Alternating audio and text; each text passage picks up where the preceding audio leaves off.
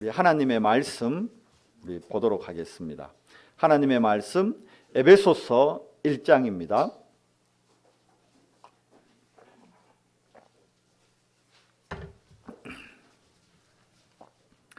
에베소서 1장 3절부터 14절까지 말씀을 제가 봉독해 드리겠습니다. 찬송하리로다. 하나님 곧 우리 주 예수 그리스도의 아버지께서 그리스도 안에서 하늘에 속한 모든 신령한 복을 우리에게 주시되 곧 창세전에 그리스도 안에서 우리를 택하사 우리로 사랑 안에서 그 앞에 거룩하고 흠이 없게 하시려고 그 기쁘신 뜻대로 우리를 예정하사 예수 그리스도로 말미암아 자기의 아들들이 되게 하셨으니 이는 그가 사랑하는 자 안에서 우리에게 거저 주시는 바 그의 은혜의 영광을 찬송하게 하려는 것이라. 우리는 그리스도 안에서 그의 은혜의 풍성함을 따라 그의 피로 말미암아 속량 곧 죄사함을 받았느니라.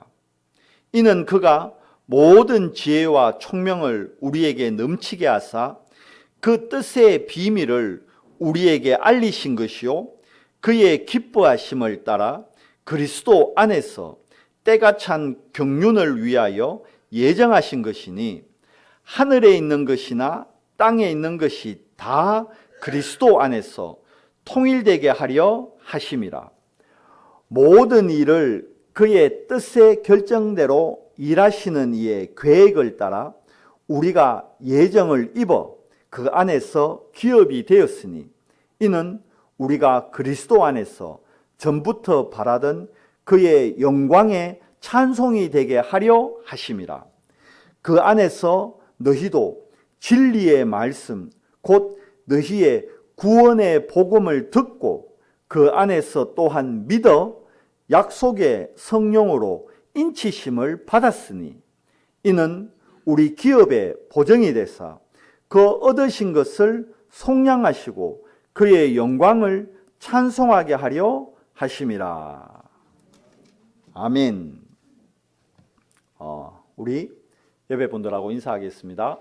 우리는 하나님의 자녀입니다.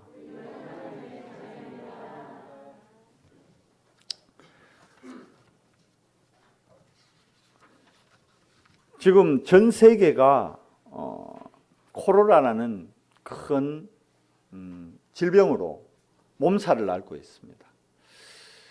그 미국 같은 초강대국이 국가 비상사태를 선포하고 유럽의 스페인 같은 나라도 이탈리아도 국가 비상사태를 막 선포하고 있는 시대입니다. 왜 이 코로나19를 이렇게 겁내느냐? 아직 백신이 없어요. 백신이 없다는 건 걸리면 이게 하나님의 은혜로 자연 치유가 안 되면 죽음을 맞이하게 된다는 거예요. 그 이탈리아 같은 경우에는 막 사망자가 막 1,000명이 넘었죠. 중국 같은 경우도 지금 중국이 원래 이 언론을 통제하잖아요. 그러니까 많은 사람들이 예상하기를 한 10,000명 이상 이미 죽었을 것이다. 어떻게 보면 시대적인 재앙이죠. 그래서 WHO에서도 팬데믹, 전 세계에 지금 이 전염병이 위험하다. 결국 이 시대에 재앙이 임하고 있는 거예요.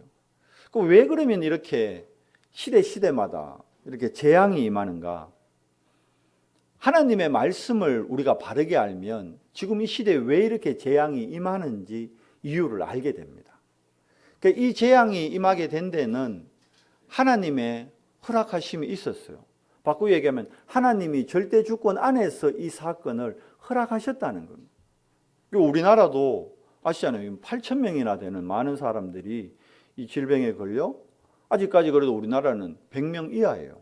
사망자가. 그렇게 많지는 않은데 그래도 수많은 사람들이 이 질병으로 고통당하고 막 한 달 정도 집에 있으니까 여러분 그 평상시 일상 내가 다니고 했는 게 이게 얼마나 평상시의 삶이 감사했다는 거 아시겠죠? 우리가 이렇게 주일날 예배 드리는 건 이게 얼마나 감사한 일인지 성경만이 기록하고 있습니다. 왜 이런 시대재앙이 임하는가? 그리고 이 시대재앙이 임하는데 하나님의 계획은 무엇인가? 이 배후의 역사는 악한 영이 있습니다.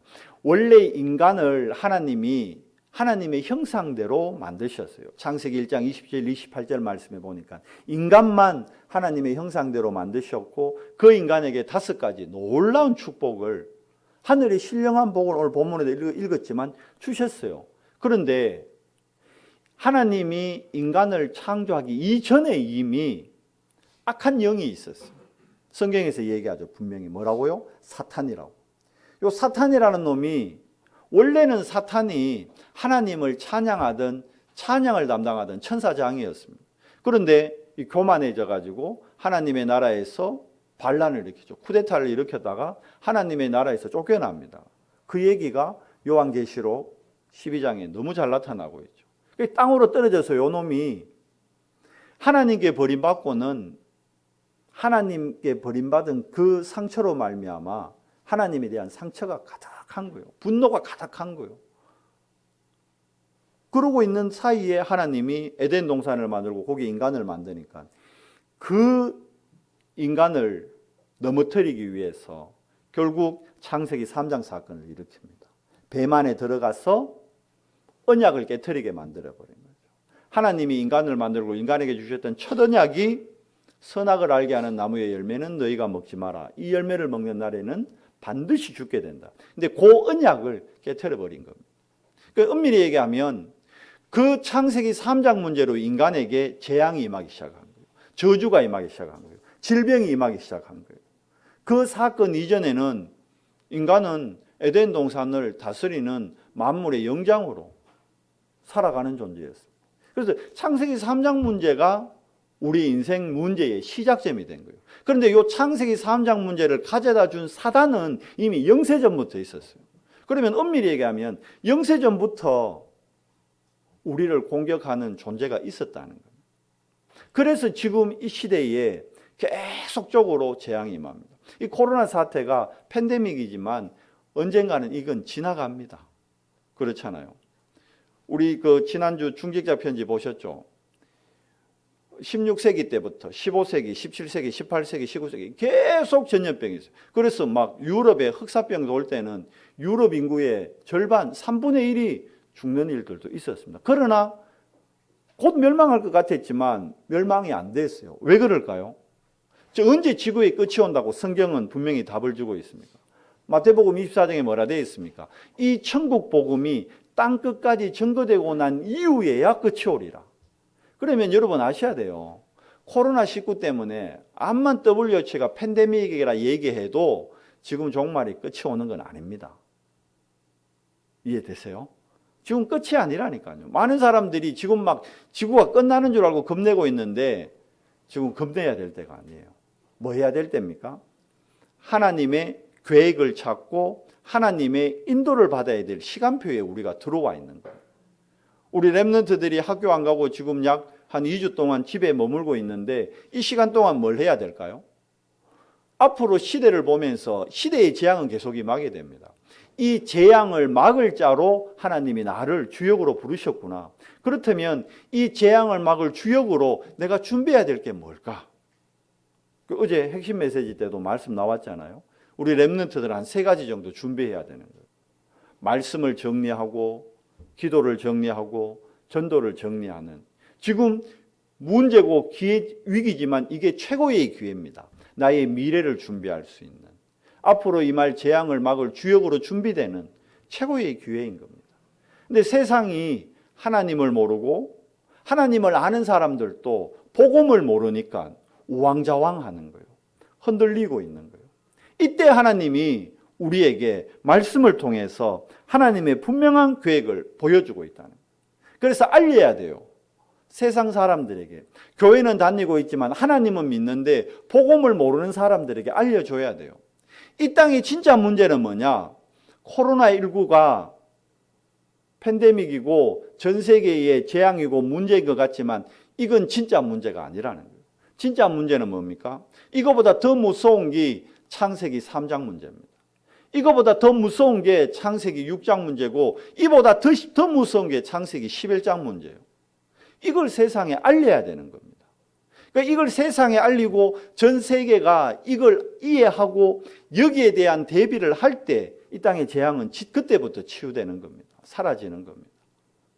당장 우리만 해도요. 보세요. 여러분 오늘 다 지금 마스크 끼고 있잖아요. 마스크 껴야 돼요. 안 하면 안 돼요. 마스크 딱 끼고 있어야 돼요. 그리고 이렇게 마스크 끼고 있다가 집에 가시면 제일 먼저 뭐 하십니까? 당장 애들 우리 사모도 막 밖에 나갔다 오면 저보고도 빨리 가서 손부터 씻으세요. 뽀독뽀독 씻으세요. 30초 이상 씻으세요. 비누칠해서 씻으세요. 그러잖아요. 애들 여러분 밖에 나갔다 오면 뭐합니까? 규진이 빨리 손부터 씻어라. 하일이 빨리 손부터 씻어라. 당장 시키잖아요. 그러죠. 그리고 밖에 나갈 때도 왜 합니까? 마스크 안 하고 나가면 큰일 나요. 우리 그 예인이가 이제 케냐 가려니까 확열 주사를 맞아야 된다. 세인이를 태아가 같이 갔는데 차에서 잠깐 내렸는데 애기들은 마스크 끼는 거 잊어버리잖아. 마스크 잠깐만 안 끼니까 우리 사모가 빨리 세인아 빨리 마스크 껴라. 마스크 껴라. 마스크 끼는 거는 막 절대 안 까먹어. 손 씻는 거 좀 절대 안 까먹는다니까. 그런데 우리가 하나님의 자녀인데 하나님 말씀 하루에 한 번 안 보는 거 이거에 대해 가지고는 어찌 보면 좀 무감각해요. 막 손 안 씻는다고는 막 난리를 치잖아요. 밖에 갔다 오면. 그러면 우리 아이들이 하루 온종일 집에 있는데 성경 말씀을 한 장도 안 봤다. 그거 가지고 야, 너 오늘 말씀 한 장도 안 보면 어떡해? 이렇게 호들갑 떠는 부모님은 제가 못 봤어요. 그러니까 어떻게 보면 우리가 영적으로 피폐되고 황폐되어 있는 데는 너무 무감각하고 육적으로 막 코로나19에 대한 대비는 너무 민감하고 좀 생각해 봐야 될 부분입니다. 정말 무엇이 문제인가? 코로나19가 지나가는 겁니다, 여러분. 정말 우리가 심각하게 생각해야 될 부분은요. 성경에서 말하고 있는 창세기 3장 문제. 뭡니까? 나중심에, 하나님 필요 없다는 나중심에 빠져있는 세상 사람들. 그러니까 하나님 모르니까 어떻게 합니까? 교회 통해서 코로나 확산된다고 교회 예배 막아야 된다고. 어떤 국회의원은 예배 드린 교회 전수조사해야 된다고 이래 나오고 있는 겁니다. 물론 예배를 통해서 확산될 수도 있어요. 근데 진짜 중요한 건 코로나가 걸렸다 안 걸렸다가 중요한 게 아니고 내가 하나님을 만났느냐 못 만났냐 이게 코로나보다 사실 영적으로 볼 때는 훨씬 더 큰 문제인데 세상 사람들은 여기에는 관심이 없어요.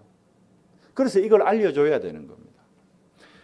여러분 코로나를 무서워하는 게 걸려서 죽잖아요. 그것 때문에 무서워하는 거잖아요. 코로나 걸리면 죽을 수 있다고 백신이 없다고. 그러면 한번 거꾸로 얘기해 보고요. 그러면 코로나 안 걸리면 인간이 안 죽는 존재입니까? 코로나 안 걸리면 영생불사합니까? 진짜 신천지 말대로 아니에요. 인간은 반드시 죽음을 맞이합니다. 그렇잖아요. 코로나 이번에 안 걸려도 언젠가는 우리는 죽음을 맞이한다니까요. 아니 언젠가가 아니고 이번 주만 해도 보세요. 코로나하고 상관없이 참 인간이 하나님 만나지 못하면요. 짐승보다 더 못해진다는 게 남편이 돼가지고 아버지가 돼가지고 부인을 칼로 찌르고 자녀들을 칼로 찔러서 죽였다니까요. 아버지께 칼에 찔려 죽임을 당한 죽음도 있다는 거예요. 결국 뭐냐? 모든 인생은 한 번은 코로나가 아니더라도 한 번은 죽음을 맞이하는 겁니다. 근데 진짜 중요한 건 죽음으로 우리 인생이 끝나는 게 아니고 죽음 이후에 분명한 내세가 있다는 겁니다. 그래서 하나님이 우리에게 복음을 주신 거예요. 죽음 이후의 내세에 영원한 본향으로 갈 수 있는 축복을 회복하는 길이 복음이라는 거예요. 그래서 내가 하나님 안에 있느냐, 그리스도 안에 있느냐, 그리스도 밖에 있느냐, 이게 내가 코로나가 걸리느냐 안 걸리느냐 이거보다 어떻게 보면 더 심각한 문제입니다. 근데 우리는 코로나에 대해서는 이렇게 민감하면서 내가 그리스도 안에인지 그리스도 밖에인지 거기에 대해서는 너무 둔하고 너무 황폐해져 있다는 거예요. 오늘 우리 에베소서 말씀 읽었는데 계속 반복적으로 나오는 단어가 있었습니다. 혹시 기억하세요? 그리스도 안에서, 그리스도 안에서. 사도 바울은 이 비밀을 깨달은 겁니다. 사도 바울 시대 때는 뭐 전염병 없었겠어요? 있었습니다. 광야길 갈 때도 전염병 돌았습니다. 애굽에 있을 때도 전염병이 돌았습니다. 그러나 그거보다 더 중요한 건 지금 내 환경과 관계없이 나의 영적 상태가 더 중요한 겁니다. 내 영혼이 하나님을 만나고 내 영혼이 지금 하나님과 함께 하느냐 안 하느냐, 이게 우리가 일생을 살아가면서 정말 중요하고 심각한 문제인데 우리는 여기에 대해서는 너무 둔감하고 생각조차 없다는 거예요. 여러분, 정말 이 시대의 문제는 하나님의 계획이 있는 겁니다. 그것도 어떤 계획이요? 하나님의 구원 사역의 계획이 있습니다. 그러면 먼저 구원받은 나를 향한 하나님의 미션이 오늘 문제를 통해서 어찌 보면 발견되는 시작이 되는 겁니다. 창세기 3장 문제를 이해하고 창세기 6장의 네피림을 이해하고 창세기 11장의 바벨탑 사건을 이해한다면 오늘 내가 나의 현장에서 뭘 놓고 기도해야 될지 그 하나님의 뜻과 계획이 그때 보여진다는 겁니다. 보세요. 많은 사람들이 오래전부터 어디에 빠져 있습니까? 관습과 무속과 점술과 미신과 신앙에 빠져 있습니다. 보셨어요? 드디어 코로나19 막아주는 부적이 나왔어요. 부적. 그래서 가게들마다 부적 붙여놨어요. 어떤 TV 프로그램 보니까 식당에 코로나19 막는 부적을 붙여놨더라고요. 오래된 거예요, 이건. 이미 코로나19 때문에 부적이 처음 생겼어요. 아니라니까요. 뭐 다른 거 올 때마다 계속 무속, 점술, 미신 여기에 이게 오래된 문화로 자리 잡고 있는 겁니다. 정말 이 문제를 코로나19를 종식시키고 이 병든 자들을 치유할 수 있는 분은 여호와 하나님인데 이 하나님을 모르니까 사람들이 다른 길을 갖고 다른 것에서 답을 찾으려고 한단 말이에요. 그래서 알려야 됩니다. 뭘 알려야 됩니까? 성삼위 하나님의 지금 임재와 성삼위 하나님의 능력과 성삼위 하나님의 역사를 먼저 부름받은 우리가 알려야 되는 겁니다. 오늘 에베소서 1장 말씀에 보니까 이미 영세전에 문제를 해결하기 위해 하나님은 영세전에 우리를 택하셨다는 거예요.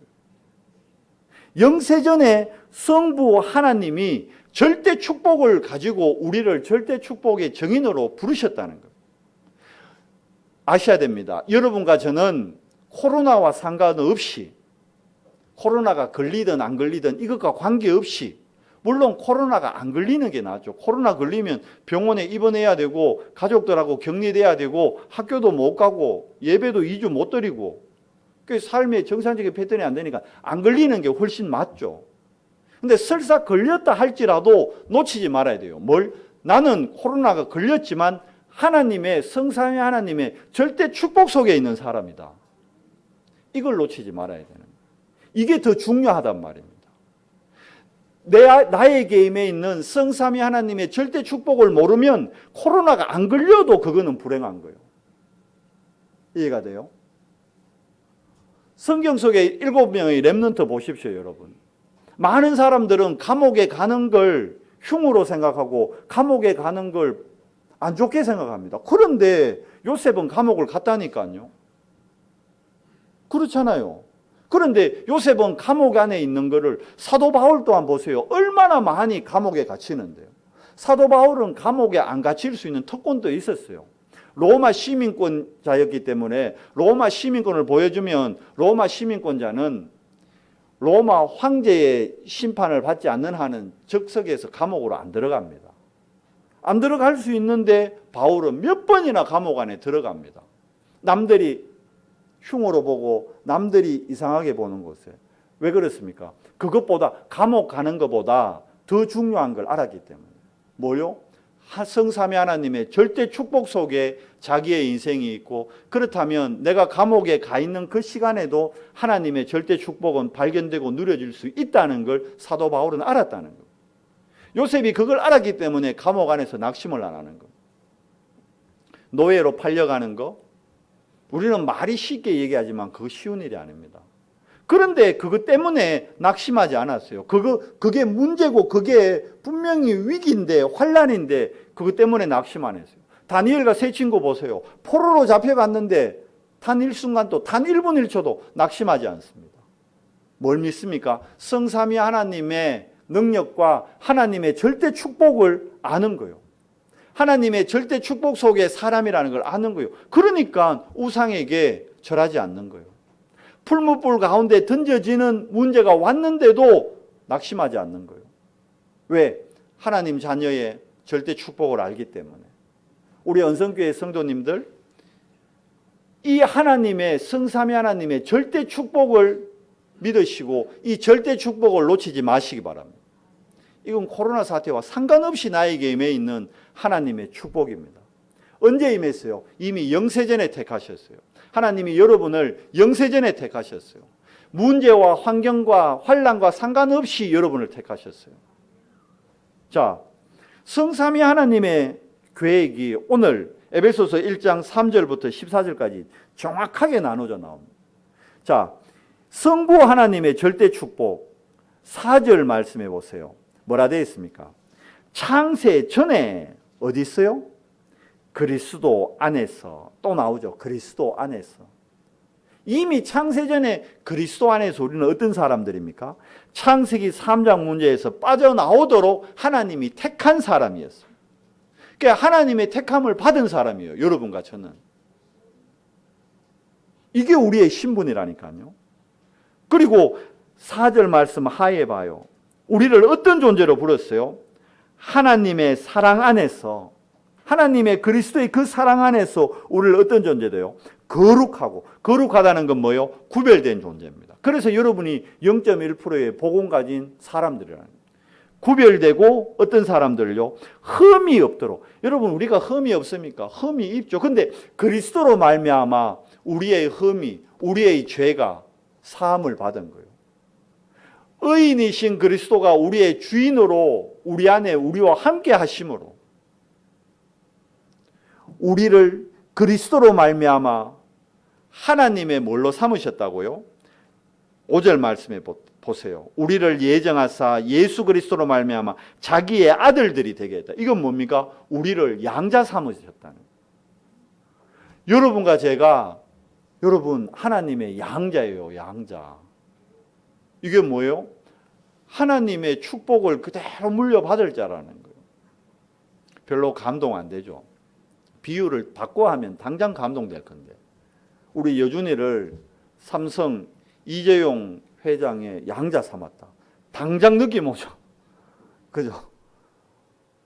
우리 규진이를 SK 최태원 회장의 양자로 딱 삼았다. 당장 느낌 오죠. 우야, 규진이가 뭐 SK그룹 회장의 양자 됐다고? 아이고, 이제 규진이는 끝났네. 당장 느낌이 오잖아요.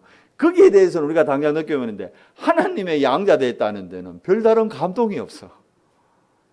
여러분, 삼성 SK를 움직이고 있는 분이 하나님이십니다. 그 하나님의 여러분과 제가 양자라니까요.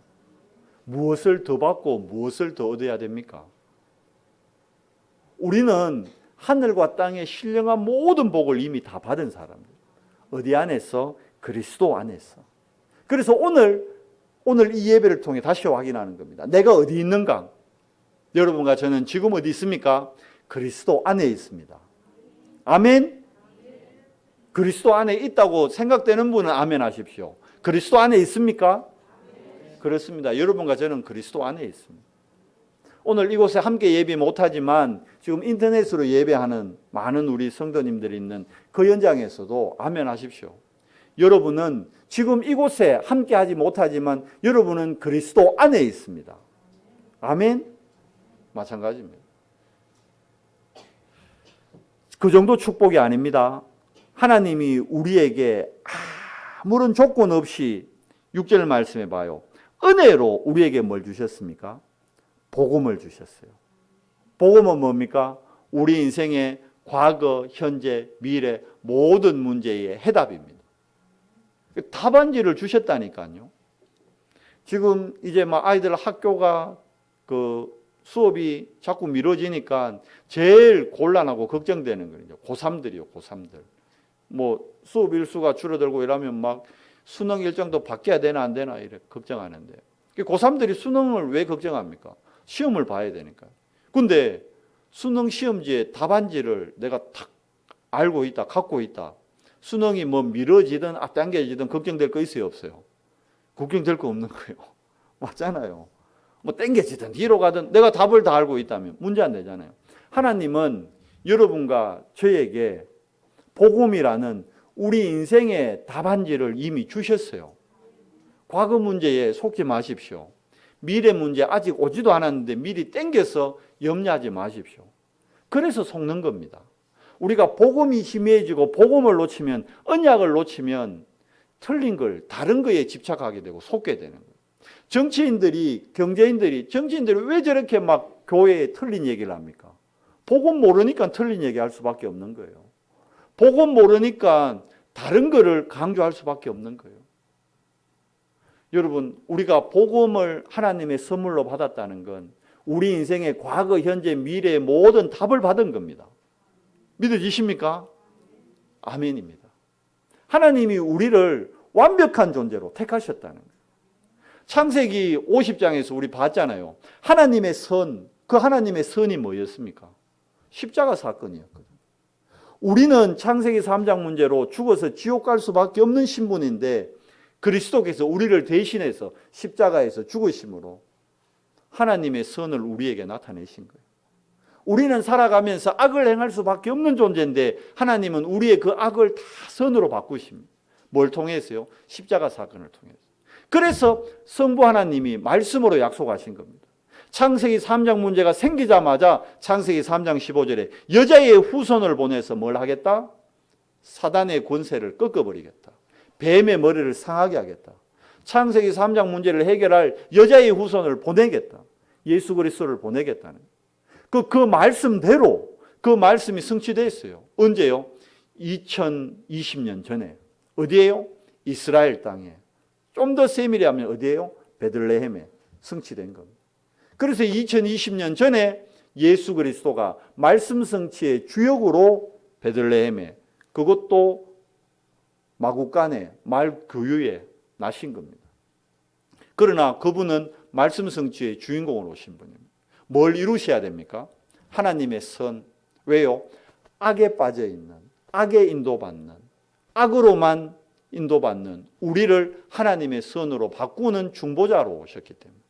그래서 어디에서요? 십자가에서 우리를 대신해서 피와 물을 다 쏟으시고 그리스도는 선을 이루신 겁니다. 그리스도의 십자가 사건으로 우리의 뭐가 해결됩니까? 드디어 하나님 떠나버린 원죄 문제가 완벽하게 해결이 되는 겁니다. 속량하셨다 되어 있어요. 원죄 문제를 완전히 속량하셨다는 겁니다. 그리고 그리스도 안에서 우리에게 드디어 우리를 원죄 문제만 해결하는 걸로 끝난 것이 아니라 우리에게 뭘 더해 주십니까? 모든 지혜와 총명이 넘치도록 우리를 축복하시는 거예요. 그래서 그리스도 안에 있으면 여러분 유일성의 응답을 누리게 됩니다. 그리스도 안에 있으면 재창조의 축복을 누리게 되는 겁니다. 그래서 오늘 내가 나의 업이, 나의 학업이 그리스도 안에서 시작되느냐, 그리스도 밖에서 시작되느냐, 이게 전부입니다. 막 많은 분들이 고민하고 염려하고 있어요. 특히 우리 교회는 많은 분들이 아이들 가르치는 일에 거의 종사하잖아요. 한 3분의 1이 내가 보니까 우리 아이들 가르치는 일이에요. 그러면 이번 한 달 동안 다 공쳤어, 지금. 다 백수라, 백수. 지금. 백수 아닌, 백수로 살고 있다니까. 그러니까 당장 염려가 막 엄습할 수밖에 없는 거예요. 속지 마세요. 그리스도 안에 모든 지혜와 총명이 담겨져 있습니다. 그러면 반드시 이 단련의 시간을 통해서 어떤 축복이 옵니까? 욥을 하나님이 시험할 때 욥의 신앙 고백 보세요. 나를 정금같이 단련해서 하나님의 영광을 위해 다시 나타낼 것에 대한 욥은 믿음의 고백이 있었어요. 그렇게 됐습니까? 안 됐습니까? 욥이 처음에 다 뺏기잖아요. 재물 뺏기죠. 자녀 뺏기죠. 본인 건강까지 뺏기죠. 근데 나중에 그 신앙 고백 안에서 그리스도 안에서 지혜와 총명을 놓치지 않고 있으니까 친구들, 아니 마누라까지 저주했는데 본인은 하나님을 저주하지 않았어요. 그런 위기와 문제 가운데서 그리스도 안에 있으니까 어떻게 됩니까? 나중에 하나님이 자식도 배로, 경제도 배로, 배의 축복으로 더해 주신다는 겁니다. 속지 마십시오. 속지만 않으면 됩니다. 하나님의 숨은 경제, 빛의 경제 언제 옵니까? 그리스도 안에 있는 지혜와 총명 통해서 유일성의 응답 받을 때, 그러면 재창조의 역사가 시작되는 겁니다. 괜히 제가 위로한다고 드리는 말씀이 아니고 하나님의 말씀에 그렇게 되어 있어요. 하나님의 약속이에요. 저희의 메시지를 듣지 말고 하나님의 메시지를 붙잡으세요. 하나님의 언약을 붙잡으세요. 하나님이 그때 성령으로 역사하시는 겁니다. 분명한 하나님의 시간표가 있습니다. 어디 안에 있어요? 그리스도 안에서 우리는 뭐 따라갑니까? 하나님의 시간표를 따라 인도받아가면 되는 겁니다. 로마서 8장 28절 말씀에 분명히 얘기하십니다. 모든 것이 합력해서 뭘 이룬다고요? 선을 이루시는 거예요. 지금 목사님 당장 이번 달 죽게 생겼는데요. 안 죽어요, 글쎄. 불신앙하지 마시고. 결국 우리가 오늘 예배하는 것은 불신앙과 신앙의 자리에서 뭘 선택하는 시간입니까? 신앙을 선택하고 신앙을 회복하는 시간입니다. 아브라함이 단을 쌓을 때, 이삭이 단을 쌓을 때, 야곱이 돌베개를 세워놓고 단을 쌓을 때 베델의 축복이 회복되었습니다. 요셉이 단을 쌓을 때 하나님의 임재와 하나님의 역사가 시작되는 겁니다. 여러분, 현실 문제에 속지 말고 단의 축복을 누리시기 바랍니다. 그때 하나님의 시간표를 따라 하나님은 역사하십니다. 우리가 하나님의 시간표 따라 단을 쌓는 축복을 누리고 있으면 10절 말씀에 뭐라 되어 있습니까? 그리스도 안에서 하늘과 땅의 모든 것이 연합하여 하나 되게 하는 거예요. 우리에게 이 축복이 있는 겁니다. 하늘의 권세만 있는 것이 아니라 땅의 권세도 더해 주신다는 거예요. 지금 이 땅에 사단이 지가 진짜 주인도 아닌데 주인 노릇 하는 거예요. 팬데믹 이러니까 지금 막 정시가, 전 세계 정시가 곤두박질 치는 거예요. 금값도 오르락 내리락. 막 지금 달러 쪽으로 막 모든 경제가 몰리고 막 전 세계 흔들흔들 하는 거예요. 아셔야 됩니다. 미국이 그리스도가 아닙니다. 달러가 그리스도가 아니에요. 세상은 틀린 걸 바라보게 합니다. 속으면 안 돼요. 우리는 미국 바라보는 게 아니라 달러 바라보는 게 아니라 누구 바라봐야 됩니까? 그리스도 바라봐야 됩니다. 전 세계가 미국 바라보고 전 세계가 달러 바라보고 있을 때 우리는 그리스도 바라봐야 됩니다. 이게 구별된 자요. 이게 다른 자입니다. 그러다가 목사님 망하면 왜 합니까? 진짜 망하게 생겼는데요. 우리 교회에 이거 정권하는 분도 있잖아요. 그분은 지금 막 난리 났거든. 막 전 세계 정시가 곤두박질 쳤어. 지금 내 당장 죽게 생겼는데요. 속지만 않으면 됩니다. 전 세계가 지금 미국 바라보고 달러만 바라보잖아요. 그렇게 돼 있거든요. 미국이 그리스도가 아닙니다, 여러분. 달러가 그리스도가 아닙니다. 뭐 바라봐야 됩니까, 우리는? 하나님의 자녀는 그리스도 바라봐야 됩니다. 그러면 유일성에 하나님의 빛의 경제, 숨은 경제가 회복됩니다. 전 세계가 그쪽 보고 있기 때문에 다 놓치고 있는, 감춰져 있는 하나님의 축복이 있단 말이에요. 그걸 우리가 회복하는 겁니다. 그걸 누리는 겁니다. 그런 존재요. 성경에 7명의 렘넌트가 그 축복을 누렸습니다. 그래서 하늘과 땅의 모든 것이 연합해서 하나가 되게 하시는 겁니다. 그리스도 안에서 하나 됩니다. 그리스도 밖에 있으면 절대 하나 될 수 없습니다. 여러분과 제가 그리스도 안에 있을 때 원넷의 축복을 누리는 겁니다. 그걸로 끝나는 게 아닙니다. 보십시오. 11절 말씀에 더 큰 축복이 예비되어 있습니다. 그리스도께서 우리를 어떤 자로 부르셨습니까? 이 땅의 기업만 해도 엄청난데 땅의 기업과는 비교도 할 수 없는 천국 기업을 물을 상속자로 여러분과 저를 부르셨다는 거예요. 천국이 우리의 것입니다. 여러분, 진짜 것이 우리 거라니까요. 이 땅의 거는 영원한 게 없어요. 다 지나가는 거예요. 없어진다니까요. 그러나 위의 것, 천국 기업, 영원한 겁니다. 이 기업을 물을 상속자로 하나님이 여러분과 저를 부르셨다는 거예요. 그래서 지금도 성령은 역사하고 계십니다. 이미 오래전부터 성령 하나님이 우리를 인도하고 우리의 삶과 우리의 미래에 역사하시는 겁니다. 성령 하나님의 절대 축복 안에 여러분과 저와 우리의 미래, 우리의 후대들이 지금 있는 겁니다. 그러면 이 성령의 인도를 받기 위해 우리가 할 일이 뭘까요? 자, 보십시오. 13절 말씀에 뭐라 되어 있습니까? 하나님의 말씀을 읽을 때 성령께서 깨닫게 하고 생각나게 하신다는 거예요. 요한복음에 뭐라 그럽니까? 예수님이 내가 너희에게 보혜사 성령을 보내겠다 약속하시잖아요.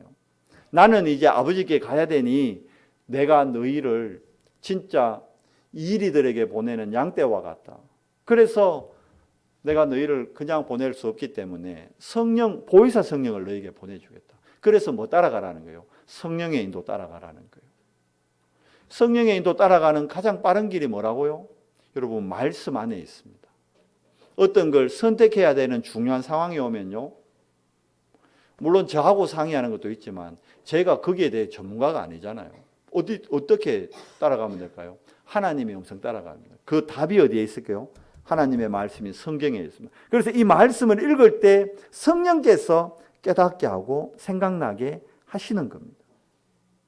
성령이 들락날락하는 시대가 아니에요. 지금은 구약 시대 때는 성령이 들어갔다 나갔다 하셨어요.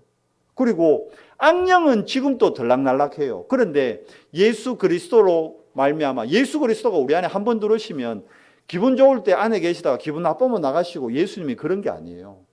예수님 한 번 영접하면요, 예수 그리스도는 여러분과 제가 하나님 앞에 가는 그날까지 우리 안에 함께 하시는 겁니다. 그래서 요걸 표현을 어떻게 했냐면 성령께서 인치셨다는 거예요. 인치는 게 뭐냐 하면, 여러분 그 인두를 불에 달궈 가지고 사람들 몸에 탁 지지는 거, 그걸 예전에 고문으로 그렇게 했거든요. 근데 저 미국이나 호주 같은 데 가면 소떼를 방목하잖아요. 방목. 소를 너무, 그러니까 소가 생긴 게 비슷비슷하잖아. 그러니까 너무 넓은 데에 풀어놓으면 이 집 소가 저 집 소인지 저 집 소가 이 집 소인지 이게 네 소인가 내 소인가 구분이 안 돼. 그러니까 자기네 소를 구분하려고 어떻게 해요? 인두에다가 불을 지져 가지고 인두를 불에 달궈 가지고 소 엉덩이 위에다가, 그 엉덩이 있잖아요, 거기다가 가죽에다가 아예 지지는 거예요. 그걸 보고 인친다 그런 거예요. 그러면 그거는 물감으로 그리는 게 아니기 때문에, 물감은 지워지잖아요. 크레파스도 지워지지, 페인트 지워집니다. 그런데 인친다는 건 가죽에다가 아예 인을 치기 때문에, 가죽을 지져 놓기 때문에 그거는 절대 안 없어져요. 그러니까 딱 엉덩이 표시하잖아요. 그거 나온 게 오케이 목장, 엉덩이에다 오케이, 어떤 거는 리, 딱, 땅땅 다 치는 거예요. 그게 인친다는 거예요. 성령이 우리를 어떻게 했다고요? 인치셨어요. 그럼 바뀌어요, 안 바뀌어요? 여러분과 제가 안 바뀌는 거예요. 우리 신분 절대 안 바뀝니다. 예수 그리스도 영접한 하나님의 자녀는 속지 마세요. 내가 환난과 핍박 가운데 있어도 안 바뀝니다. 다윗이 그걸 알았잖아요. 그러니까 내가 사망의 엄침한 골짜기라도 다닐지라도 해를 두려워하지 않는 것은 하나님이 자기를 인쳤다는 걸 다윗은 스스로 알고 있는 거예요. 정체성을 안 놓치는 겁니다. 우리가 그런 존재입니다. 뭡니까? 결국은 그 OK 도장 찍힌 건 어디 거요? OK 목장 거요. K 찍힌 건 뭐요? K 목장 거요. A 찍힌 거는 A 목장 거요. 소유를 얘기하는 겁니다. 여러분과 제가 어디 소유라는 겁니까? 하나님 거라는 거예요. 우리 배경이 어디입니까? 그러면 하나님 나라요. 천국 보좌가 우리의 배경입니다. 속지 마시기 바랍니다. 그러면 어떻게 됩니까? 성령의 역사로 이제 천국 기업이, 하나님의 기업이 우리의 뭐가 됩니까? 보증이 되는 거예요. 드디어 우리의 배경이 인치는 순간 바뀌어 버리죠. 모든 사람은 창세기 3장 문제로 태어날 때 어디서 태어납니까? 지옥 배경 아래서 태어나는 거예요. 그러니까 살아가는 게 생지옥이지. 지옥 같은 곳에서 살다가 죽어서도 지옥 갑니다. 인치심을 받지 못하면. 그 배우가 사단이기 때문에, 악령이기 때문에. 그러나 인치심을 받았다는 건 우리의 배경이 지옥 배경에서 뭘로 바뀐 겁니까? 천국 배경으로 바뀐 거예요. 우리는 더 이상 마귀의 자녀가 아니고 하나님의 자녀입니다. 그래서 우리 보고 뭐라 그럽니까? 인치심을 받은 하나님의 자녀를 보고 새로운 피조물이라는 거예요. 고린도서 5장 17절에 보라 옛것은 지나갔으니 여러분과 제가 뭐가 됐어요? 새로운 피조물이 된 거예요. 그러면 뭐라 되어 있습니까? 새 술은 어디에 받아요? 흠푸대가 아니고 새 푸대에 담는 거예요. 여러분과 저를 통해서 하나님은 새 역사를 이루시는 거예요. 우리가 그런 존재입니다. 어디 안에서? 그리스도 안에서. 그러면 이번 한 주간 여러분이 어디 안에 있는 나를 찾아야 될까요? 그리스도 안에 있는 나를 찾아야 되는 거예요. 그리고 어떤 인도를 받아가야 될까요? 성령의 인도를 받아가야 되는 거예요. 하나님은 뭘로 지금 또 역사하고 있어요? 말씀으로 역사하고 계신 겁니다. 그래서 여러분이 이 말씀, 언약을 붙잡으면 이 언약의 말씀이 여러분의 가정에, 여러분의 학업에, 여러분의 직장에, 여러분의 생업에 그대로 성취가 되어진다. 여러분과 저는 말씀 성취의 증인인 겁니다. 사단의 권세에서 우리를 뭐 하셨습니까? 완벽하게 속량하셨습니다. 더 이상 속지 마시기 바랍니다. 말씀을 맺겠습니다. 성삼위 하나님의 절대 축복 안에서 그렇다면 오늘을 살게 한 나의 미션을 찾아야 되고 이 미션을 누려야 됩니다. 찾는 정도가 아니고 누려야 됩니다. 제가 오늘 우리 렘넌트들이 잠깐 얘기했는데요. 신분이 바뀌어지면 그 바뀌어진 신분에 따르는 권세를 누려야 되는 거예요. 우리 어릴 때 그 교과서에 나오잖아요. 거지와 왕자.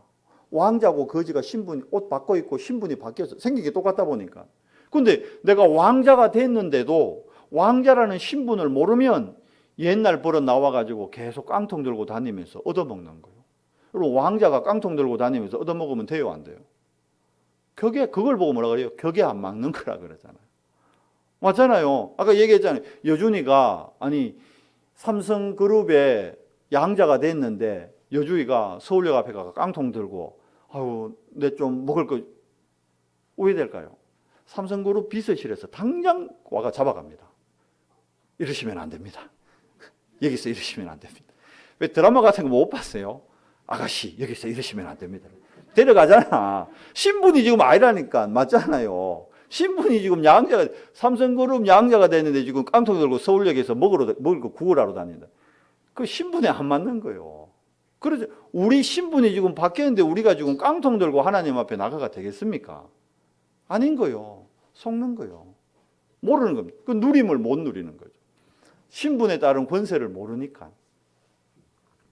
자, 성삼위 하나님의 절대 주권 안에 여러분과 제 인생은 완벽하게 이미 창세전에 예정되어 있고 여러분과 제가 하나님 앞에 가는 그 순간까지도 하나님은 완벽하게 계획해놓고 여러분과 저를 부르셨다는 거예요. 속지만 않으면 돼요. 그게 하나님의 창조, 하나님의 예정, 하나님의 섭리, 하나님의 경륜, 하나님의 작정이라는 거예요. 그러니까 오늘 요 에베소 교회에 에베소 교인들이 놓치고 있으니까 하나님의 창조부터 하나님의 작정까지 그대로 얘기를 해주는 겁니다. 성부, 성자, 성령 하나님이 완벽하게 합력해서 뭘 이루고 있다는 걸? 선을 이루고 있다는 걸. 지난 우리 창세기 전체를 통해서 우리가 발견했잖아요. 요셉의 삶에 하나님이 선을 나타내셨잖아요. 왜? 요셉이 하나님과 함께하는 형통의 축복의 증인이니까. 요셉의 형들과 요셉은 관심이 달랐잖아요. 요셉의 형들은 수준이 의식주에 묶여 있는 거예요. 의식주를 못 뛰어넘는 거예요. 근데 요셉은 의식주의에 묶이지 않고 그걸 뛰어넘고 뭘 찾습니까? 하나님의 계획을 찾는 겁니다. 하나님의 뜻을 찾는 겁니다. 그때 하나님이 형통의 복을 더해 주시는 겁니다. 그러면 형들은 악을 행했지만 요셉은 그 악을 통해서 뭘 나타냅니까? 하나님의 선을 나타내는 거예요. 여러분과 제가 속지 말아야 됩니다. 지금의 위기, 지금의 어려움, 지금의 환난이 우리를 망하게 하는 게 아니라니까요. 뭐죠? 합력해서 선을 이루는 하나님의 계획이 있는 겁니다. 그러면 낙심하지 않고 예배의 축복을 통해 가지고 말씀 성취의 정인으로 하나님의 계획을 찾는 게 더 중요하다는 거예요. 그것만 찾고 있으면 되는 거예요. 지금 뭐 일이 잘 되니 안 되니 그거 다 지나가는 거예요. 속는 거예요. 내가 지금 그리스도 안에서 하나님의 뜻과 계획을 찾는 삶을 누리고 있느냐 못 누리고 있느냐, 그게 진짜라는 겁니다. 하나님의 자녀입니다. 뭘 가져야 될까요? 우리가 그냥 뭐 좋아라고 예배 시작할 때 옆에 사람들 보면서 당신은 하나님의 자녀입니다. 그러는 게 아니단 말이에요. 뭐죠? 하나님의 자녀이기 때문에 뭘 가져라는 거예요? 하나님 자녀의 자부심을 가져라는 거예요. 하나님 자녀의 자긍심을 가져라는 거예요. 서울대 학생들이 여기 마크 딱 달잖아요. 국회의원들이 여기 마크 딱 달잖아요. 왜 그렇습니까? 나 국회의원이요. 나 이 금바지 달았어. 이거 자랑하는 거거든. 자기 신분 나타내는 거요. 서울대 딱 이거 딱 마크 딱 달고 나 서울대생. 그게 뭐요? 자기 신분에 대한 뭡니까? 자긍심이에요. 자긍심. 우리는 그 정도 수준이 아닙니다. 하나님의 자녀입니다. 하나님 자녀의 자긍심을 가지세요. 이거는 미국 시민권보다 훨씬 큰 겁니다. 천국 시민권을 우리에게 주셨다.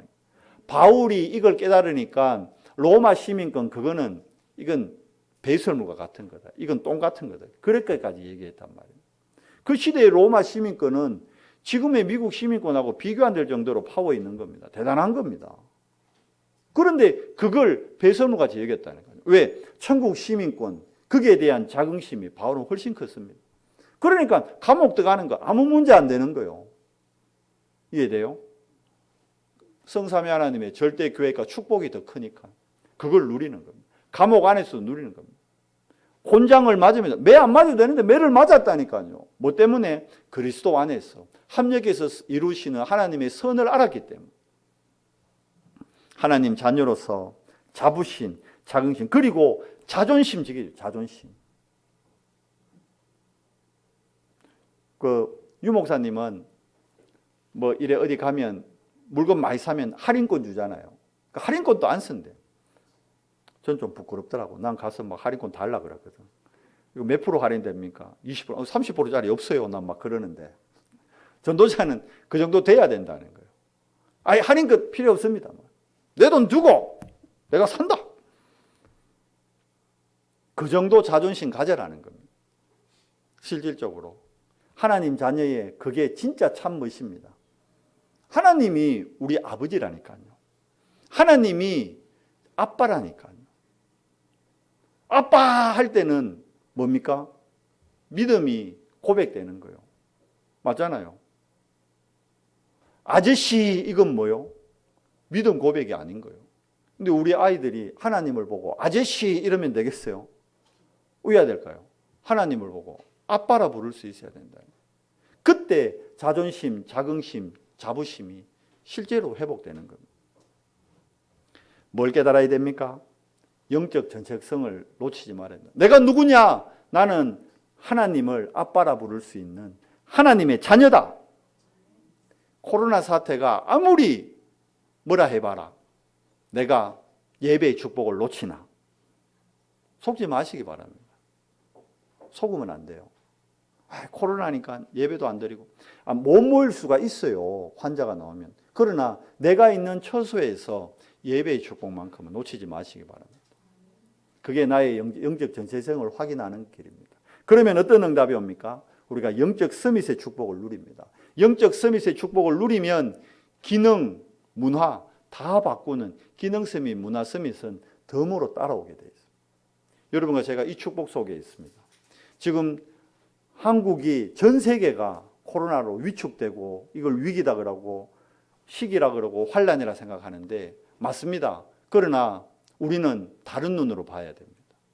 하나님 자녀의 영적 전체성을 가지고 이 문제를 봐야 여기에 대한 정확한 답이 보이고 그 답을 가지고 답이 없어 방황하는 자들에게 답을 주는 증인이 되는 겁니다.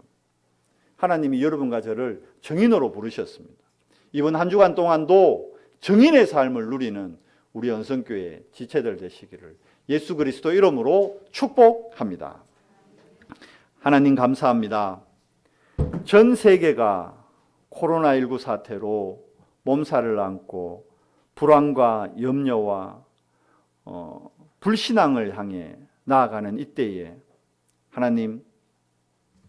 하나님의 자녀로 부름받은 우리만큼이라도 영적인 눈을 가지고 영적 정체성을 가지고 영적 서밋의 축복을 누림으로 답이 없어 방황하는 자들에게 그리스도의 복음의 비밀을 전달하는 정인의 삶 회복하는 축복된 한 주간 되도록 은혜 더해 주시옵소서.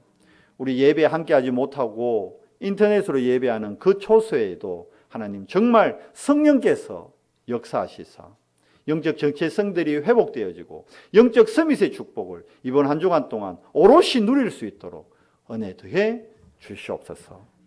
우리 주 예수 그리스도 이름으로 감사하며 기도드리옵나이다. 아멘.